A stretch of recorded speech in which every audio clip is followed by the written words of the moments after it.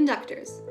Some say they're vital to the way an orchestra sounds, to the functioning of the music, to the sound of the orchestra and the quality of the playing, even though they don't make a single sound during a performance themselves. Some say conductors just stand up in front of an orchestra, shout a bit, tell a few stories, wave their hands around, and in exchange, get enormous salaries and name recognition. As per usual, the truth is somewhere in the middle. There are good conductors and there are bad conductors, and an orchestra that works well with one conductor may not work so well with another, even though they're both just as good. It's like any other long-term relationship. It's complicated. And yet, for all of the ink spilled about the importance of conducting, or lack thereof, for all of the conducting spell memes, I've never actually seen anyone address the danger conductors are in. After all, did you know someone actually died from conducting one? It's true. Conducting once killed a man. Well, that and an abiding love of dance. Gotta dance. The Dangers of Conducting with Jean-Baptiste Lully. The year is 1686. The place, the French royal court under the Sun King, Louis XIV. Wigs were enormous.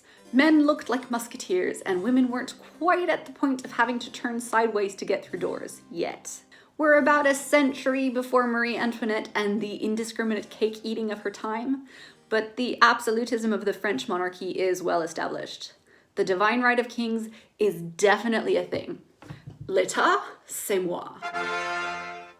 Now, in late 1686, Louis XIV was just recovering from a surgery, the details of which really shouldn't be spoken of in polite company. But because we all want to know, it was surgery for an anal fistula. And our hero, Jean-Baptiste Lully, Italian turned Frenchman, violinist, court composer, co-creator of French opera, women's man, man's man about town, and ballet dancer, was currently on the outs with his king. Now, Lully wanted to show everyone that he was glad that Louis had not only survived his operation, but was recovering, and so, as Louis's dancing master and one of his favorite composers, Lully conducted a performance of his Te Deum. A Te Deum is a musical kind of religious thanksgiving, and Lully's Te Deum sounds something like this.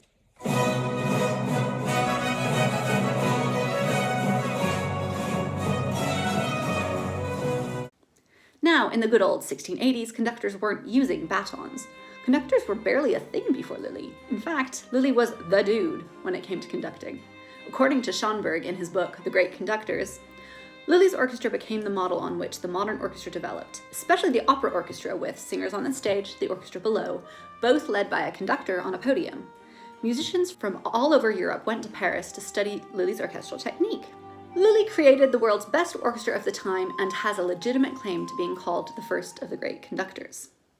We also have Lully to thank for that most important bane of any string player's existence, uniform bowings within a section. But I digress. Conducting of the mid-17th century wasn't just waving a bendy white stick around in some vague semblance of a beat pattern. No, to conduct, one would hit a long wooden stick called une canne against the ground to keep time. A staff, like and as tall as a human wooden stick. A heavy wooden stick you could use as a weapon, like Friar Tuck in Robin Hood.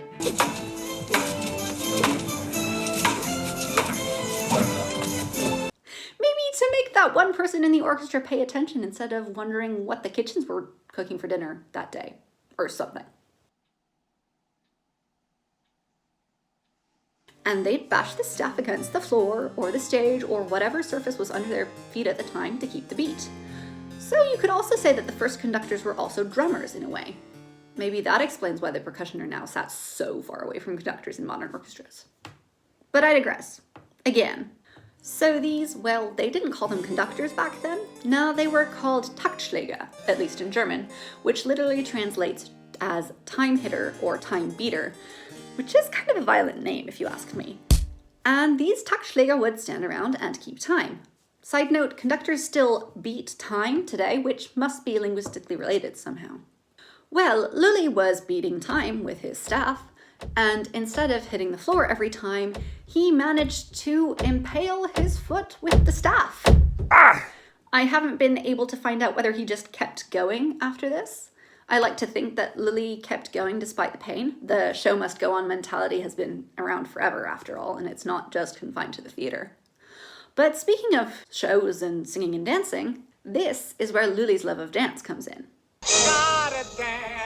Lully's foot became infected, and because no one yet understood little things like tetanus vaccines, the germ theory of disease, antiseptics, or antibiotics, gangrene set in. I've seen gangrene, and it's nasty. Lully was told by his doctors that to have a hope of saving his life, they would need to amputate at least part of his leg. But Lully wasn't just a composer. No, he was also a dancer at a time when ballet wasn't just the newest and best form of dance. It was also politics. Gotta dance.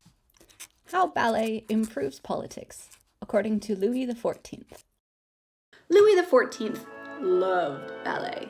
He danced in over 40 different ballets in the early part of his reign, which is comparable to a professional's career today in sheer numbers, and created the Académie Royale de Danse in 1661.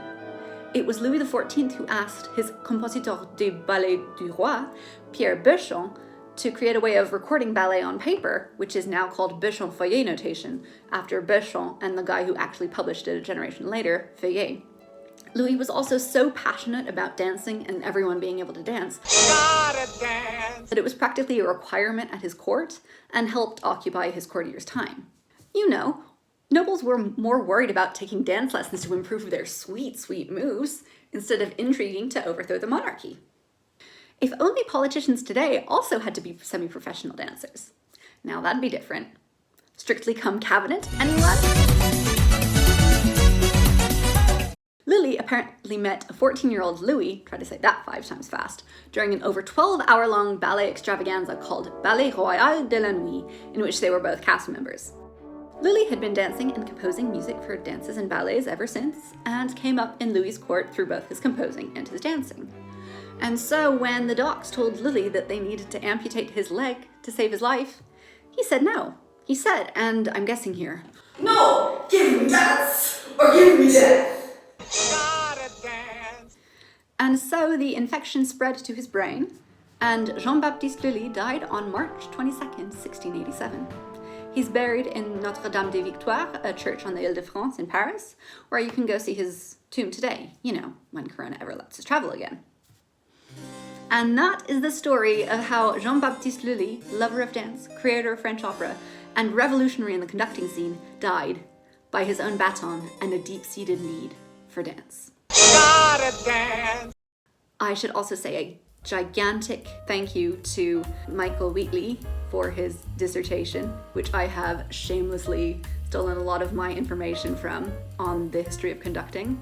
If you want any more actual historical sources, you'll find them in the doobly-doo in the footnotes. If you want a different version of this, Horrible Histories, which is a book series and television program in the UK, did a prom in 2011 where they do a little skit about Lully's death, and it's hilarious for so many reasons.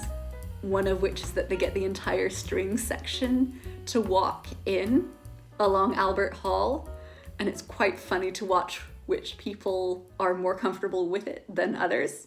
Thank you so much for watching this video. Give it a like if you liked it. Give it a dislike if you disliked it. Let me know what you think in the comments. And if you think I'm worthy, please subscribe.